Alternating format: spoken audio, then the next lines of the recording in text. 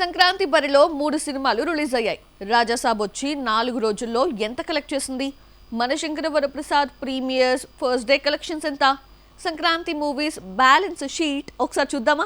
భారీ అంచనాల మధ్య రిలీజ్ అయిన మనశంకర వరప్రసాద్ హిట్ టాక్ తో మంచి వసూళ్లు రాబడుతోంది. Anil Ravipudi mark writing, Chiranjeevi vintage look, comedy timing, ఇంకా వెంకీ స్పెషల్ అపీరెన్స్ తో సినిమా ఫ్యామిలీ ఆడియన్స్ కి బాగా దగ్గరైంది. ప్రీమియర్స్ ఫస్ట్ డే మొత్తం కలిపి 84 కోట్ల గ్రాస్ కలెక్ట్ చేసిందని మేకర్స్ పోస్టర్ రిలీజ్ చేశారు. మనశంకర వరప్రసాద్ ను 120 కోట్లకు అమ్మారు. 84 కోట్ల గ్రాస్ వస్తే ఇందులో షేర్ 45 కోట్ల వరకు షేర్ ఉంటుందని అంచనా. ఈ లెక్కన గ్రాస్ 220 కోట్లు దాటితే గాని బ్రేక్ ఈవెన్ కాదు. రెండో రోజు కూడా బుకింగ్స్ బాగుండటంతో ఆదివారంలోగా పెట్టుబడి రాబట్టే అవకాశం ఉందని ట్రేడ్ వర్గాలు అంచనా వేస్తున్నాయి. సంక్రాంతి బరిలో అందరికంటే ముందే వచ్చిన రాజాసాబ్ పాన్ ఇండియా మూవీగా రిలీజ్ కాగా 4 రోజుల్లో 200 కోట్ల గ్రాస్ కలెక్ట్ చేసిందని మేకర్స్ ప్రకటించారు. సినిమాను వరల్డ్ వైడ్ 200 కోట్లకు అమ్మగా దాదాపు 400 కోట్ల గ్రాస్ రావాల్సింది. ప్రభాస్ మైండ్లో ఏముందో ఎవ్వరికీ అర్థం కావటం లేదు. అనుకున్న టైంలో ఒక్క సినిమా పూర్తి చేయడు. 6 నెలల్లో తీయాల్సిన సినిమాకి 2-3 ఏళ్లు తీసుకుంటాడు. పోనీ చేతిలో సినిమాలు లేవా అంటే అందరి స్టార్స్ కంటే ఎక్కువే ఉంటాయి. ఫౌజీ, స్పిరిట్ సెట్స్ పై ఉండగానే కల్కిని లైన్లో పెట్టేశాడు. ఒకేసారి 2-3 సినిమాలు చేయటం డార్లింగ్కే ఎలా సాధ్యమైంది? Have a look. Cinema hit అయినా ఫ్లాప్ అయినా ప్రభాస్ బయటకు రాడు. ప్రీ రిలీజ్ ఈవెంట్, ఒక కామన్ ఇంటర్వ్యూతో సరిపెట్టేస్తాడు. కల్కి 1100 కోట్ల గ్రాస్ కలెక్ట్ చేసినా ప్రభాస్ బయటకు రాలేదు. బ్యాక్ టు బ్యాక్ 2 హిట్స్ కొట్టినా పెదవి విప్పలేదు. ఆనందమైనా బాధైనా రేసుగురంలో శృతిహాసన్లా మనసులో ఫీల్ అవుతూ ఉంటాడు ప్రభాస్. స్టార్స్ లో ఏ ఒక్కరూ ప్రభాస్ అంత బిజీగా లేరు. రాజాసాబ్ పూర్తి కాకుండానే ఫౌజీ, స్పిరిట్ మొదలుపెట్టాడు. ఫౌజీ షూటింగ్ సగం పూర్తి కాగా స్పిరిట్ ఈ మధ్యనే మొదలైంది. ఒక షెడ్యూల్ పూర్తి చేసిన ప్రభాస్ రాజాసాబ్ రిలీజ్ కాకుండానే హాలిడేస్ కు ఫారిన్ వెళ్లాడు. సంక్రాంతి తర్వాత స్పిరిట్ షూటింగ్ లో జాయిన్ అవుతాడు. సినిమా వెనకాల సినిమా, ఖాళీ లేకుండా కెమెరా ముందు ఎలా గడిపేస్తున్నాడు? మనిషా లేదంటే మిషనా?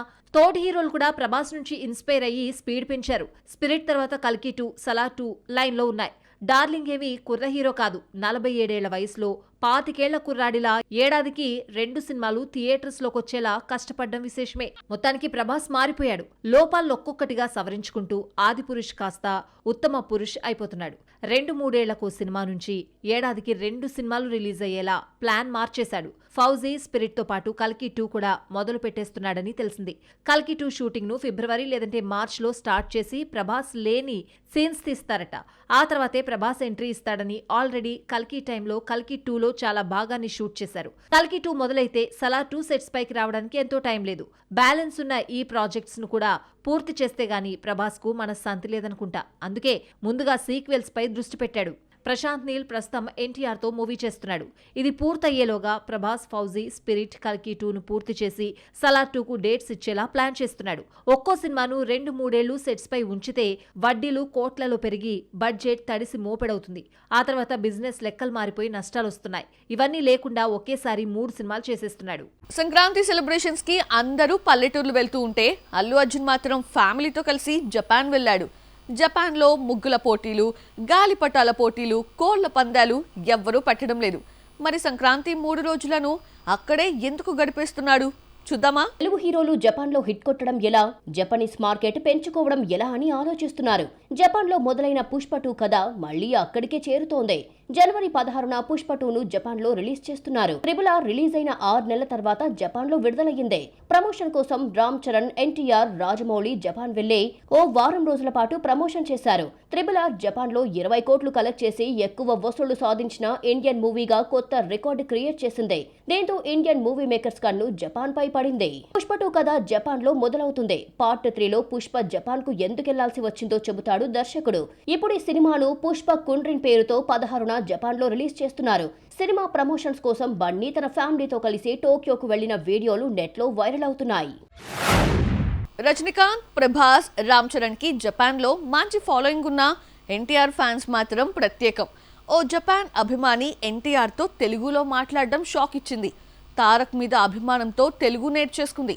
దేవరా ప్రమోషన్స్ కి తారక్ జపాన్ వెళ్లినా సినిమా జాపనీస్కి నచ్చలేదు. జపాన్ బ్యాక్ డ్రాప్ కథతో రూపొందిన ఓజీ కూడా జపాన్లో రిలీజ్ అయ్యే ఛాన్స్ ఉంది.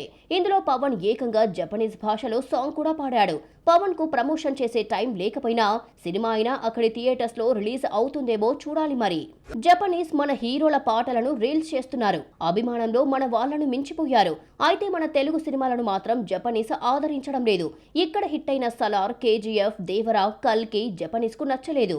మరి పుష్ప 2 విషయంలో రిజల్ట్ ఎలా ఉంటుందో చూడాలి మరి. సంక్రాంతి బరిలో ప్రమోషనల్ కాంపిటీషన్ అంతా అనిల్ రావిపూడి, నవీన్ పోలిశెట్టి మధ్యనే.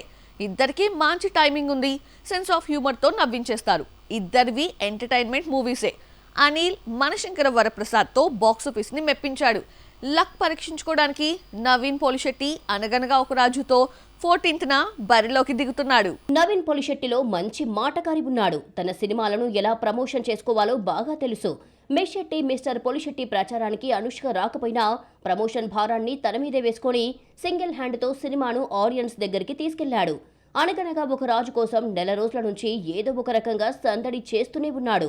అనగనగా ఒక రాజుకి మారీ డైరెక్టర్ అన్న పేరే గాని చిత్ర యూనిట్ నవీన్ ని డైరెక్టర్ చేసేసిందే. సినిమా కోసం నవీన్ పడిన కష్టం గురించి చిత్ర యూనిట్ చెబుతుంటే ఒక రకంగా డైరెక్టర్ కార్డు కింద పేరు మాత్రమే వేయించుకోలేదు అనిపిస్తోంది. నవీన్ పోలిశెట్టి యాక్టరే కాదు, కథలో, స్క్రీన్ ప్లే, డైరెక్షన్ లో ఇలా ఒకటేంటి అన్నిటిలోనూ ఇన్వాల్వ్ అయిపోతాడు. సంక్రాంతి బరిలో దిగుతున్న young hero Naveen comedy timing కు ఫ్యాన్స్ కూడా ఉన్నారు. నవీన్ పడ్డ కష్టానికి ఫలితం బుధవారం దక్కనుంది.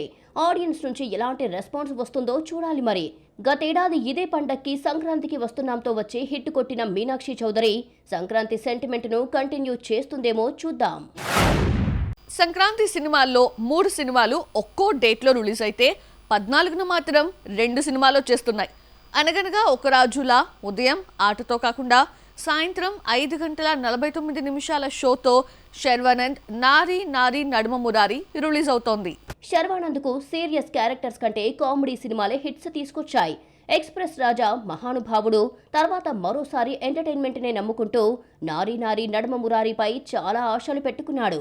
సామాజ వర్గమనతో సక్సెస్ఫుల్ డైరెక్టర్ అనిపించుకున్న రామ్ అబ్బరాజు దర్శకత్వంలో నారీ నారీ నడుమ మురారి రూపొందింది. సంక్రాంతి బరిలో చాలా సినిమాలు ఉన్నా నారీ నారీ నడుమ మురారిపై పెద్దగా అంచనాలు లేవు. అయితే కామెడీ టీజర్, ట్రైలర్ సినిమాకు హోప్ తీసుకొచ్చింది. సంయుక్త మీనన్ ఏజెంట్ ఫేమ్ సాక్షి వైద్యతో రొమాన్స్ చేస్తున్నాడు శర్వా. టాక్సిక్ వివాదం మేకర్స్ ని వెంటాడుతూనే ఉంది. చివరికి ఇది మహిళా కమిషన్ దగ్గరకు వెళ్ళింది. చిన్నపాటి గ్లిమ్స్ లో మరి ఇంత బోల్డా అంటూ హీరో యష్, డైరెక్టర్ గీతూ మోహన్ దాస్ పై విమర్శలు గుప్పించారు. నెటిజన్లైతే ట్రోలింగ్ కి దిగారు. ఈ వివాదంపై తగిన చర్యలు తీసుకోవాలని మహిళా కమిషన్ సెన్సార్ బోర్డ్ కి లేఖ రాసింది. టాక్సిక్ లో యష్ ఓ హాలీవుడ్ బ్యూటీ మధ్య రొమాంటిక్ సీన్ ఆర్జీవి వంటి మేధావులకు నచ్చినా కామన్ మ్యాన్ మాత్రం మండిపడుతున్నాడు.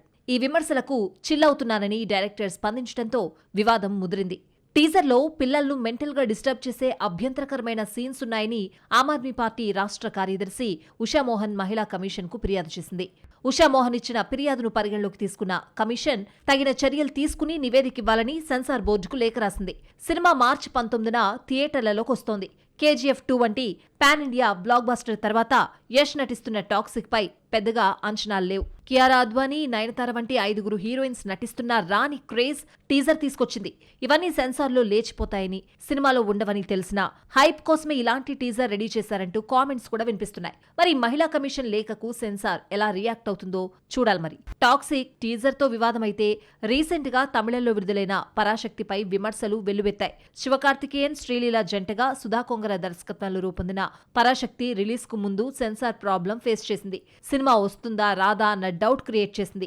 చివరి నిమిషంలో అనుకున్న టైంకు రిలీజ్ అయిన కాంట్రవర్సీలో చిక్కుకుంది. పరాశక్తి 1965లో తమిళనాడులో హిందీ వ్యతిరేక ఉద్యమం నేపథ్యంలో తెరకెక్కింది. చరిత్రను తప్పుదోవ పట్టించే సీన్స్ ఉండడంతో సినిమాను బ్యాన్ చేయాలంటూ తమిళనాడు యూత్ కాంగ్రెస్ డిమాండ్ చేసింది.